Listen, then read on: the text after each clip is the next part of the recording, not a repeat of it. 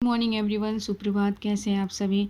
स्वागत है आप सभी का स्टडी पॉइंट अंश चैनल पर। और आज मैं आप सभी के लिए लेकर आई हूँ शब्दवेद अर्थ के आधार पर। तो शब्दवेद अर्थ के आधार पर जो हमारे टॉपिक्स हैं, पर्यायवाची शब्द, अनेकार्थक शब्द, अनेक शब्दों के लिए एक शब्द, समूहवाची शब्द, साथ में विलोम शब्द, तो हम इन सभी टॉपिक पे मतलब स्टडी करेंगे, चर्चा करेंगे। तो शुरुआत करते हैं पहले टॉपिक से।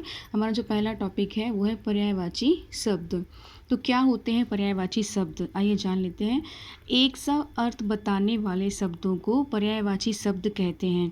तो ऐसे शब्द जो एक सा अर्थ बताएं उन्हें हम क्या कहते हैं, पर्यायवाची शब्द कहते हैं। जैसे कि यहाँ पर देखिए दिया गया है, एक पेड़ दिया गया है और उसके नीचे इतने सारे शब्द दिए गए हैं। तो ये सब जो है ये नाम है, ठीक है। जैसे कि पेड़ है, बिटप है, तो पेड़ को हम बिटप भी कहते हैं, तरु भी कहते हैं, द्रुम भी कहते हैं, पादप भी कहते हैं, ठीक है। ऐसे ही हिरण को हम सारंग भी कहते हैं, कुरंग भी कहते हैं, मृग भी कहते हैं। तो शब्द अनेक हैं बट इन सभी का अर्थ एक सा है। एक सा मतलब है हिरण से है, ठीक है। जैसे यहाँ पे सारे शब्दों का अर्थ किससे है, पेड़ से है। यहाँ पे सारे शब्दों का अर्थ किससे है, भ्रमर से है। तो भ्रमर के क्या क्या पर्यायवाची होते हैं, जैसे भ्रमर को हम अली भी कहते हैं, मधुकर भी कहते हैं, भृंग भी कहते हैं और मधुप भी कहते हैं। तो एक सा अर्थ बताने वाले शब्दों को हम क्या कहते हैं, पर्यायवाची शब्द कहते हैं, ठीक है। पर्यायवाची शब्दों में एक विशेष बात भी होती है कि हमें पर्यायवाची शब्दों के अर्थों में सूक्ष्म अंतर होता है। मतलब इन शब्दों में सूक्ष्म अंतर भी होता है। थोड़ा हमें ध्यान रखना होता है कि वाक्य में किस शब्द का उचित प्रयोग होगा।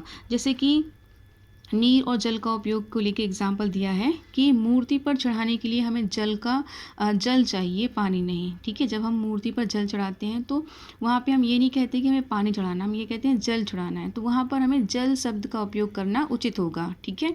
ऐसे ही पानी, जो हम पीने वाले पानी का इस्तेमाल करते हैं तो हम क्या कहते हैं, हमें पानी पीना है, नीर नहीं। तो नीर का शब्द वहाँ पे उपयोग नहीं होगा। हम जब पानी पीते हैं तो वहाँ पर पानी पीने के लिए पानी शब्द का ही उपयोग होगा, उचित होगा, ना कि नीर का। तो ये जो थोड़ा सा अंतर होता है, इस चीज़ का हमें पर्यायवाची शब्दों में ध्यान रखना होता है। आइए जान लेते हैं और भी अधिक यहाँ पे दिए हुए हैं, और भी उदाहरण दिए हुए हैं। जैसे सोना है, सोना मतलब गोल्ड, इसको हम हेम भी कहते हैं, स्वर्ण भी कहते हैं, कनक भी कहते हैं, कंचन भी और हिरण्य भी। अंधकार के लिए हम अंधेरा भी कहते हैं, तम भी कहते हैं, तिमिर भी कहते हैं, तमिस्र भी कहते हैं, ठीक है। ऐसे ही उन्नति के पर्यायवाची शब्द हैं, जैसे उत्थान, तरक्की, उदय, उत्कर्ष, विकास, वृद्धि, प्रगति। ऐसे ही उपवन के भी यहाँ पर पर्यायवाची दिए गए हैं, जैसे कि बाग, बगिया, उद्यान, वाटिका, फुलवारी। तो पर्यायवाची शब्द से क्या मतलब है हमारा, कि एक सा अर्थ बताने वाले इन सभी शब्दों का अर्थ जो है वो एक सा ही है। आप चाहे उत्थान लिखें, चाहे तरक्की लिखें, मतलब क्या है, उन्नति से है, ठीक है, उपवन से है। उपवन, बाग, बगिया, आप गार्डन चाहे गार्डन कह लें, चाहे बाग बगिया कह लें, ठीक है, चाहे वाटिका कह लें, फुलवारी कह लें, मतलब एक ही है, गार्डन है, ठीक है। तो इन सभी शब्दों का एक सा अर्थ आता है। पर्यायवाची में क्या होता है, सभी शब्दों का एक सा अर्थ आता है। तो जहाँ एक सा अर्थ आए सभी शब्दों का, वहाँ क्या होता है, पर्यायवाची शब्द होते हैं। दूसरा जो है हमारा अनेकार्थक शब्द। दूसरा क्या है हमारा, अनेकार्थक शब्द। तो अनेकार्थक शब्द क्या होते हैं, तो यहाँ पर तो देखिए नाम से ही आपको समझ में आ जाएगा। अनेक अर्थ बताने वाले शब्द को हम अनेकार्थक शब्द कहते हैं। जैसे कि यहाँ पे दिया गया है, किसी किसी शब्द के अनेक अर्थ होते हैं, ऐसे शब्दों को अनेकार्थक शब्द कहा जाता है। जैसे कि अर्थ एक शब्द है, लेकिन देखिए इसके अर्थ कितने सारे हैं। धन का मतलब धन, कारण, प्रयोजन आदि, ठीक है। चित्र के माध्यम से समझ लीजिए। जैसे कि यहाँ पे एक शब्द दिया है काल, ठीक है, एक शब्द दिया है एक शब्द दिया है काल, ठीक है। अब काल को आप समय भी कहते हैं और काल को आप यमराज भी कहते हैं, ठीक है। उदाहरण से आप समझ लीजिए, वाक्य में प्रयोग से आप समझ लीजिए। जैसे मैंने कहा कि यह घटना भूतकाल की है, तो भूतकाल की है मतलब क्या है, पास्ट टाइम की बात है ये। तो यहाँ पे जो भूतकाल में जो काल शब्द का उपयोग हुआ ना, ये किस चीज़ के लिए उपयोग किया हमने, समय के लिए। अब जैसे मैंने ये कहा कि आज मेरा सामना यमराज से होते होते, आज मेरा सामना काल से होते होते रह गया, ठीक है। तो यहाँ पर काल का क्या अर्थ हुआ, यमराज से, ठीक है। तो दोनों ही वाक्य में काल शब्द का उपयोग किया है, लेकिन दोनों ही वाक्य में काल शब्द का अलग अलग अर्थ है। पहले वाले वाक्य में काल का मतलब है समय और दूसरे वाले वाक्य में काल का मतलब है यमराज। तो ये जब हम शब्द का प्रयोग करके शब्द का प्रयोग करके हम जब वाक्य को बनाते हैं तो हमें समझ में आ जाता है आसानी से कि यहाँ पर काल शब्द का क्या उपयोग किया गया है और यहाँ पर काल शब्द का क्या उपयोग किया गया है। ठीक है। तो शब्द एक अर्थ अनेक मतलब है अनेकार्थक शब्द। जैसे यहाँ पर भी देखिए दिया गया है कनक। कनक का शब्द देखिए, कनक एक शब्द है लेकिन अर्थ देखिए अलग है। गोल्ड भी है इसका मतलब और ये गेहूं की बाली भी है इसका मतलब। ठीक है। यहाँ पर जो है यहाँ पर अलग और भी दिए गए हैं उदाहरण यहाँ पर, जैसे कि यहाँ पर देखिए आम दिया गया है।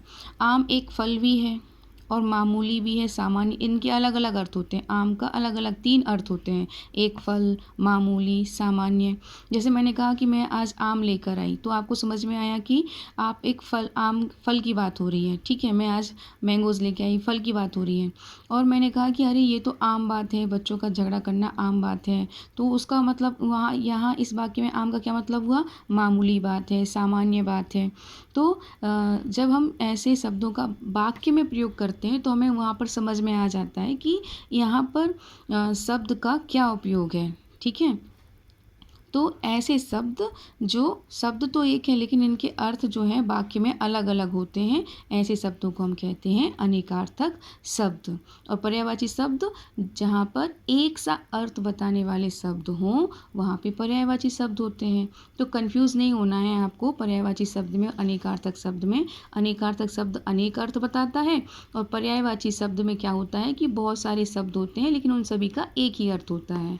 ठीक है। आई होप ये कॉन्सेप्ट आप लोगों का क्लियर हो गया हो। नेक्स्ट हम पढ़ेंगे अनेक शब्दों के लिए एक शब्द। तो अनेक शब्दों के लिए एक शब्द जो है, क्या आप इसके टॉपिक को पढ़ के ही समझ गए होंगे क्या होता है अनेक शब्दों के लिए एक शब्द। जैसे कि हिंदी भाषा अत्यंत समृद्ध भाषा है, बहुत ही विशाल भाषा है। ठीक है। इसमें अनेक शब्दों के लिए एक शब्द का प्रयोग किया जाता है। जैसे कि यहाँ पर देख लीजिए एग्जाम्पल में भाषण देने वाला। अब ये भाषण देने वाला, हम इतना लंबा लाइन बोलने की जगह हम इसे बोल सकते हैं वक्ता। ये कौन है? वक्ता है। ठीक है। अब जैसे कि जहाँ लोगों के पढ़ने के लिए पुस्तकें रखी जाती हैं, तो इतना लंबा वाक्य बोलने की जगह हम इसे बोल सकते हैं पुस्तकालय। ठीक है। लाइब्रेरी। ऐसे ही यहाँ पर देखिए इतने सारे एग्जाम्पल यहाँ पे दिए गए हैं कि जो बिना वेतन के कार्य करे अवैतनिक। ठीक है। तो यहाँ पर एक शब्द में ही समझा दिया लोगों ने कि अवैतनिक मतलब ये जो बंदा है सामने जो बैठा है ये अवैतनिक है, मतलब बिना वेतन के कार्य कर रहा है। ठीक है।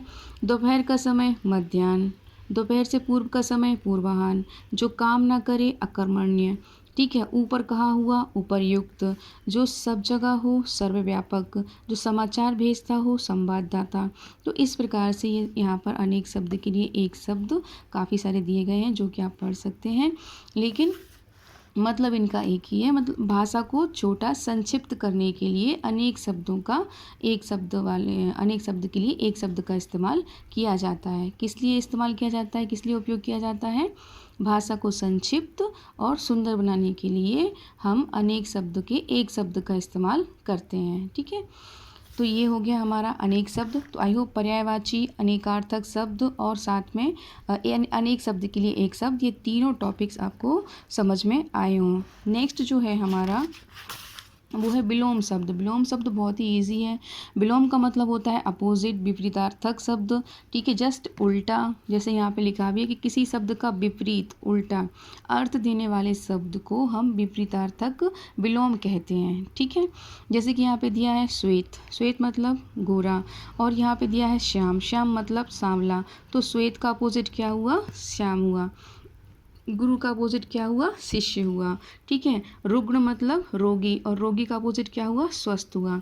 तो देखिए ये यहाँ पर इतने सारे यहाँ पे जो दिए गए हैं शब्द, विलोम शब्द।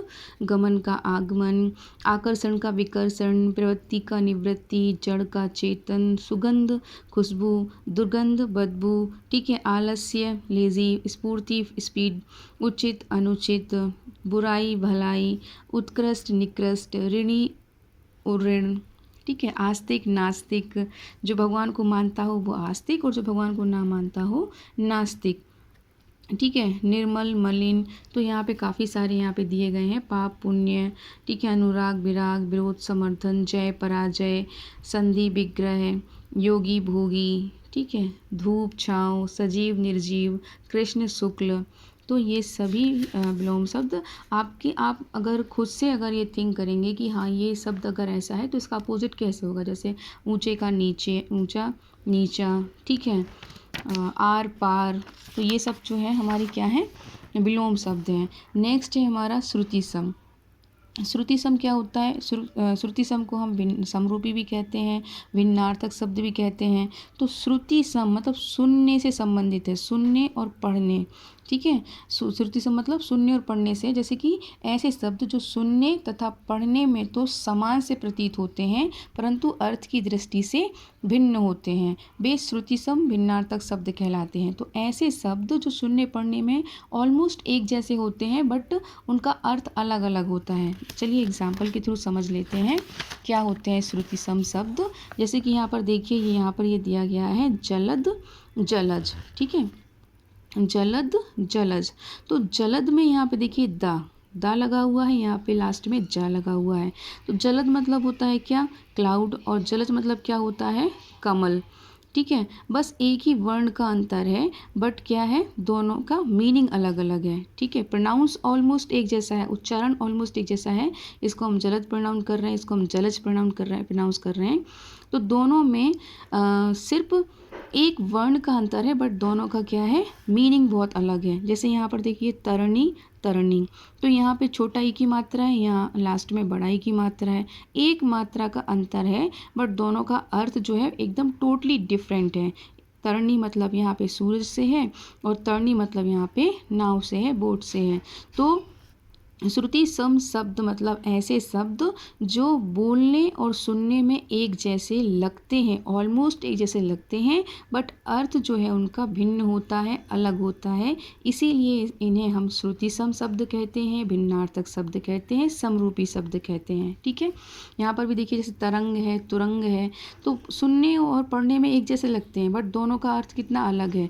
यहाँ पर तरंग से मतलब है पानी की लहरों से और यहाँ पर तुरंग का मतलब है घोड़ा, यहाँ पे नीर का मतलब है पानी और यहाँ पे नीर मतलब है घोंसला। तो यहाँ देखिए नीर रा लिखा हुआ है, यहाँ पे ड़ा लिखा हुआ है। तो एक वर्ण के चेंज होने से पूरा अर्थ बदल जाता है बट पढ़ने में और सुनने में ये दोनों शब्द एक जैसे लगते हैं। तो ऐसे शब्द जो पढ़ने में और सुनने में तो एक जैसे होते हैं बट इनका अर्थ अलग अलग होता है, श्रुति सम शब्द कहलाते हैं, भिन्नार्थक शब्द कहलाते हैं, ठीक है। आगे पढ़ते हैं। आगे जो है हमारा लास्ट है समूहवाची शब्द। समूहवाची से आपको समझ में, समूह, जहाँ समूह की बात की जाए वो समूहवाची शब्द है। जिन शब्दों को पढ़ने से आपको समूह का बोध हो वो समूहवाची शब्द कहलाएंगे। जैसे कि जहाँ पर बहुत सारी बस इकट्ठी रखी जाती हैं हम उसे क्या कहते हैं, बस अड्डा कहते हैं। जहाँ पर चित्रों का जहाँ पर सारी पिक्चर्स जो होती हैं, जो चित्र जो होते हैं वो कलेक्ट करके रखे जाते हैं, उसको हम क्या कहते हैं, एल्बम कहते हैं, ठीक है। इसी प्रकार लकड़ियों के गट्ठर को, लकड़ियों का जहाँ इकट्ठी करके रखते हैं उसे क्या कहते हैं, लकड़ी का गट्ठर कहते हैं। और डाकुओं का गिरोह होता है, ठीक है। डाकू, जहाँ बहुत सारे डाकू होते हैं उनको क्या कहते हैं, डाकुओं का गिरोह कहते हैं।